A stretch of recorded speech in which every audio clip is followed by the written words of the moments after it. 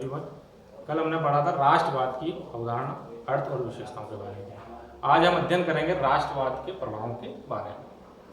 राष्ट्रवाद से प्रत्येक व्यक्ति के जीवन पर क्या प्रभाव पड़ता है। तो राष्ट्रवाद के प्रभाव, राष्ट्रवाद की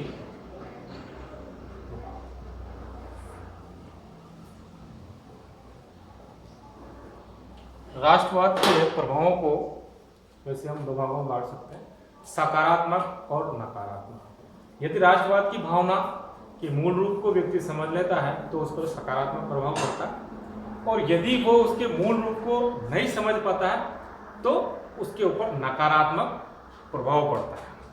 दूसरों शब्दों में यदि हम कहें तो संपूर्ण विश्व, संपूर्ण समाज हेतु सकारात्मक एवं नकारात्मक प्रभावों का प्रदर्शन करती है राष्ट्रवाद। अब सकारात्मक प्रभाव क्या होते हैं उनके बारे में हम पढ़ेंगे। सकारात्मक प्रभाव,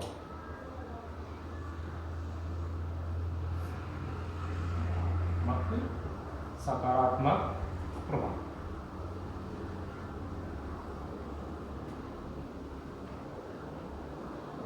व्यक्ति के जीवन पर कई तरह का प्रभाव पड़ता है।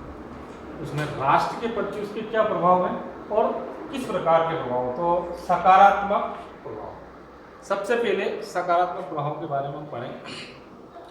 व्यापक अर्थ में अगर देखें हम, राष्ट्र हित के साथ साथ अन्य राष्ट्रों हित के प्रति भी अपने विचार रखता है व्यक्ति, जिससे संपूर्ण विश्व के रूप में वो अपने आप को एक वसुदेव कुटुंबकम परिवार समझता है, और अपने जीवन पर उसके जो सकारात्मक प्रभाव पड़ते हैं उसमें पहला है राष्ट्रीय एकता का विकास।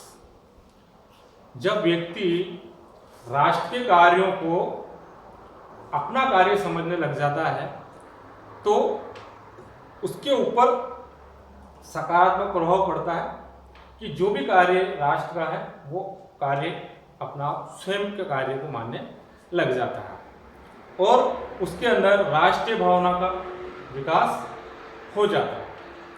इस भावना के तहत वो राष्ट्र या राज्य से प्रेम करने लग जाता है। राष्ट्र का कार्य स्वयं का कार्य मानता है। राष्ट्र की उन्नति ही वो स्वयं की उन्नति को समझने लग जाता है, और इस प्रकार से उसके जीवन में एक राष्ट्रीय एकता का विकास होने लग जाता है। इसकी दूसरी जो विशेषता है वो है राष्ट्र एवं राज्य के प्रति प्रेम। अब राष्ट्र और राज्य के प्रति प्रेम, जब व्यक्ति के अंदर भावात्मकता उत्पन्न होती है, भावात्मकता उत्पन्न होती है तो वो जो भी कार्य करता है वो राष्ट्र को समर्पित करता है। जैसे एक सैनिक सीमा पर सुरक्षा करते समय अपने पैर पीछे नहीं हटाता है और सर्वस्व बलिदान या न्योछावर करने के लिए हमेशा तत्पर रहता है। इसके मूल रूप में उस सैनिक के अंदर राष्ट्रीय भावना होती है।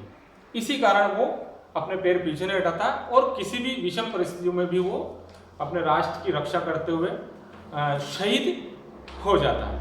यही उसका राष्ट्र एवं राज्य के प्रति प्रेम होता है। अब तीसरी जो इसकी विशेषता है वो है सार्वजनिक हित। सार्वजनिक हित, सार्वजनिक हित से मतलब है कि व्यक्ति जो भी सोचता है वो सभी के लिए सोचने लग जाता है। यानी कि जो कार्य वो करता है, वो कार्य जो भी करता है वो कार्य सभी के लिए हो, यानी कि अपना हित ना समझकर वो सभी के लिए लाभदायक, ऐसी स्थिति उसके मन में पैदा होती है।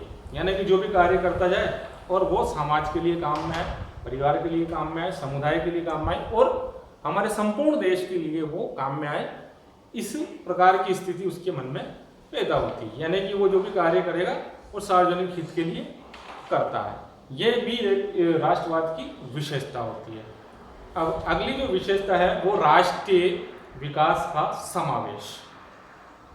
राष्ट्रीय विकास प्रत्येक व्यक्ति के मन में एक विचार आता है कि जो भी काम वो करे देश के लिए करे, उसके अंतर्गत उसके मन में एक संपूर्ण राष्ट्र के प्रति, राष्ट्रीय विकास के प्रति उसकी भावना का समावेश उसके अंदर हो जाता है। राष्ट्रीय विकास में ही स्वयं की विकास की भावना उसके मन में जागृत होती है। इसी के आधार पर वो जो कार्य करता है उसी के माध्यम से राष्ट्र का विकास होता है। अब इसी क्रम में अगर हम देखें तो अगली विशेषता है उद्देश्यों की प्राप्ति में योगदान। उद्देश्य, जब किसी व्यक्ति का कोई कार्य करता है तो कोई ना कोई उद्देश्य जरूर होता है और उस उद्देश्य की पूर्ति के लिए वो तन मन धन से उसको प्राप्त करने की इच्छा जागृत करता है और संपूर्ण रूप से राष्ट्रवाद की भावना उसमें जब आ जाती है तो प्रत्येक नागरिक या प्रत्येक व्यक्ति के मन में उत्साह एवं जोश की भावना का विकास होता है। वह अपने लक्ष्यों को प्राप्त करने के लिए और संदेशों को आगे से आगे बढ़ाने के लिए प्रयासरत